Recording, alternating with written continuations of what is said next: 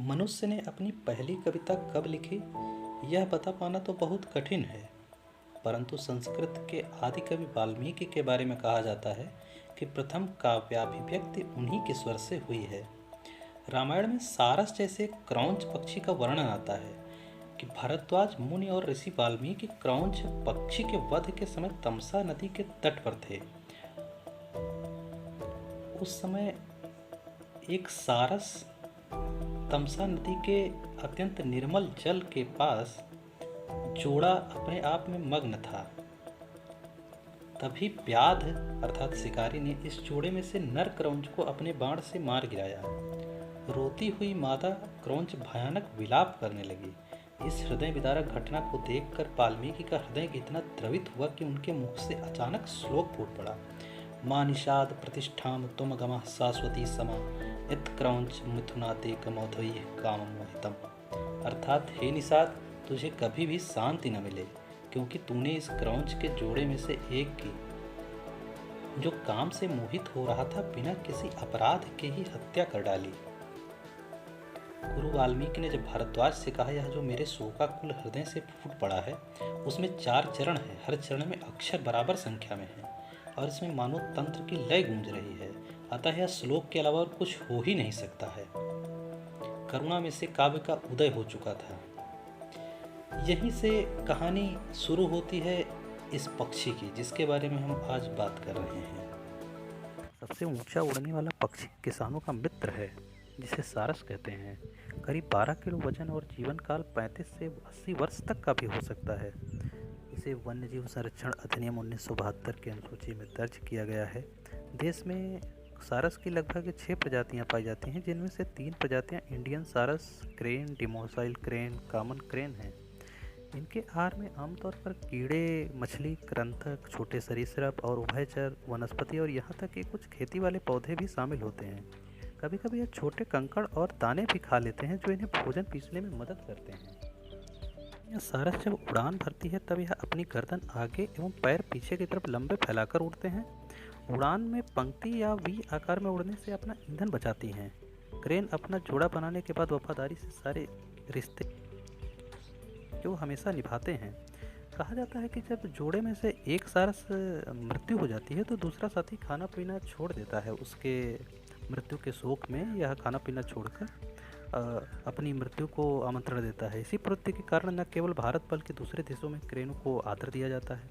बताया जा रहा है कि हिमालय के उस पार बौद्ध धर्म के अनुयायी भी क्रेनों को भी अत्यंत आदर एवं सम्मान की दृष्टि से देखते हैं।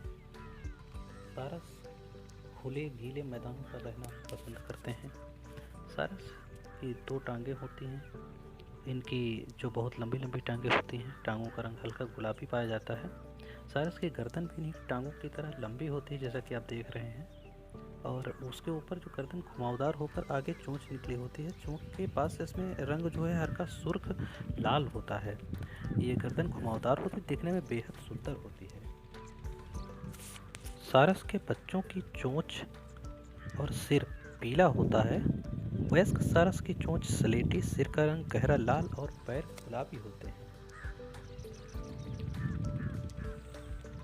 उत्तर प्रदेश के तराई के लगभग सभी जिलों में सामान्य रूप से नदी, तालाब, झील या दलदली भूमि के किनारे आसपास सारस पर्याप्त मात्रा में दिखाई पड़ते हैं। इनमें बाराबंकी, लखीमपुर, बहराइच, घाघरा नदी के किनारे व इनकी सहायक नदियों के किनारे पर्याप्त मात्रा में पाए जाते हैं। दूसरे साथी को आकर्षित करने के लिए सारस नृत्य, जोर से तुरही जैसा कि आप सुन रहे हैं, और छलांग आदि करतब करते हैं, जैसे कि उनका दूसरा साथी भी उसी प्रति उत्तर में वैसी ही ध्वनि निकालता है। इसमें सर ऊपर करके ये ध्वनि निकालते हैं। आप देख रहे हैं कि एशिया के किन किन क्षेत्रों में सारस पाई जाती हैं। यह प्रायः अपना घोंसला धान के खेत में या आसपास की दलदली भूमि में बनाते हैं। जोड़े में से एक सारस घोंसले की रक्षा करता है, अन्य पक्षियों, कुत्तों आदि से हमलावर जीवों से घोंसले को बचाता है, तथा दूसरा उस खाने का प्रबंध करता है। जंगली जंतु, जलीय जीव, कुत्ते और अन्य पशु सारस के घोंसलों को नुकसान पहुंचाते हैं, तथा किसानों से ये नुकसान होता है कि धान के खेतों में जब अपना एक घोंसला बनाते हैं तो किसान उसको हटा देते हैं। इस दिशा में थोड़ा प्रयास किया जाना बाकी है, किसानों में जागरूकता लाई जानी बाकी है, क्योंकि उनका नुकसान ज़्यादा नहीं होता है, लेकिन सार जो कि प्रकृति के लिए बहुत ज़रूरी पक्षी है, उसके प्रगति के लिए बहुत नुकसानदेह हो जाता है कि उनके घोंसलों को नष्ट किया जाता है, उनके अंडों को नष्ट कर दिया जाता है, जिससे वो अपनी संतति में वृद्धि नहीं कर पाते हैं और उनके संख्या में काफ़ी कमी देखी जा रही है। सारस उत्तर प्रदेश का राजकीय पक्षी है। उत्तर प्रदेश सारस का गढ़ है, किंतु उत्तर प्रदेश में सारस की देखरेख जैसी होनी चाहिए वैसी हुई नहीं है।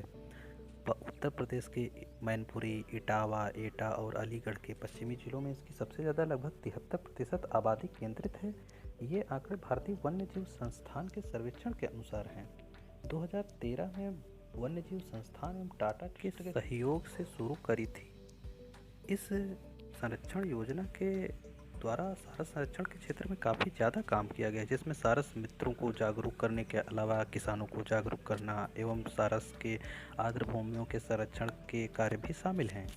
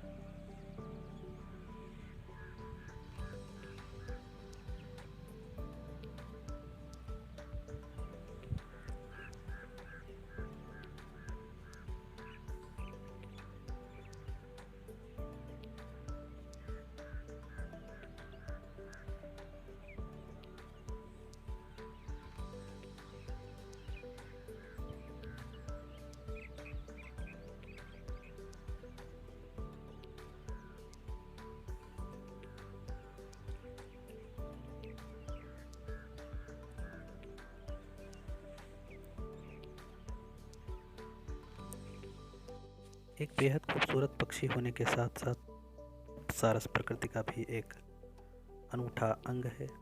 देखने में काफ़ी खूबसूरत लगने वाला है पक्षी आज अपने आवास के अतिक्रमण की समस्या से जूझ रहा है।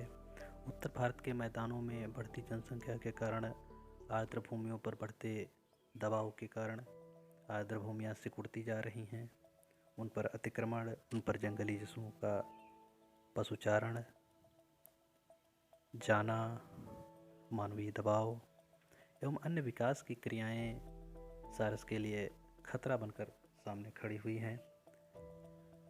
कई जिलों में जहां पर सारस का प्रभुत्व अधिक है, वहां पर हाई टेंशन लाइनों में ये सारस बड़े होने के कारण फंस जाते हैं, जिससे कि उनकी दुखद मृत्यु हो जाती है एवं शिकारियों द्वारा शिकार शामिल है।